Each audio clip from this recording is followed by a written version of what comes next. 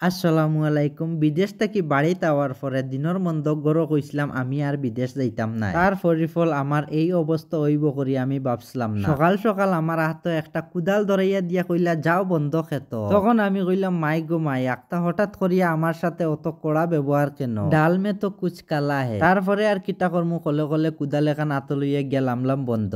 বন্ধ করতে করতে আমি ভাবলাম হঠাৎ করিয়া হালাত জসবা কেন বদলি গেল। তারপরে আমি বুঝতে পারলাম আমি যে কইছিলাম আর বিদেশ যাইতাম না, যার কারণে আমার লগে এই ব্যবহার। কারণ বিদেশ গেলে তো মাসে মাসে টেকা আইব আর বাড়িত রইলে এই টেকা আইতো না। তারপরে আর কোনো কিছু না ভাবিয়া শুরু করলাম কাম। আমি ভালো করিয়া বুঝি লিছি বাড়িত থাকতে হইলে এসব সহ্য করতে লাগবো। কাম তো সারা জীবন করতে লাগবো মরবার আগর দিন পর্যন্ত।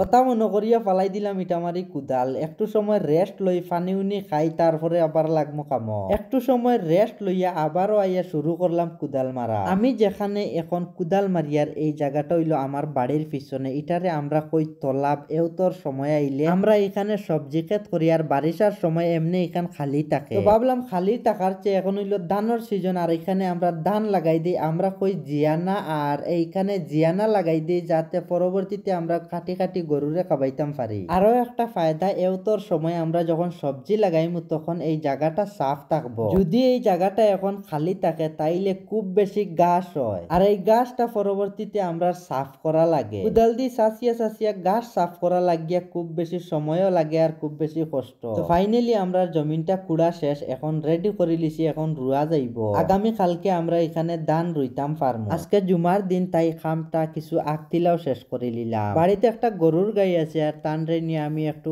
ঘাস দিলাম আর উতানোর কারণে এই এত মেহনত। আগে আগে আমরা বাড়িতে 4টা-5টা করে গরু ফেলতাম, খানির কোনো সমস্যা হইতো না। আর এখন একটা ফালিয়াও খানি জোগাড় করা মহা মুশকিল। তারপরে দেখলাম নমাজেরও টাইম হয়ে গেছে, আমি আর আমার বন্ধু দুইজন মিলে যাই আর কি নমাজ শেষ করিয়া খালি বাড়িতে আইছি আর আনছে মেঘ। আজকের ভিডিওটা ওখানে শেষ করলাম আর ভিডিওটা কিলা লাগলো কমেন্ট অবশ্যই জানাইও।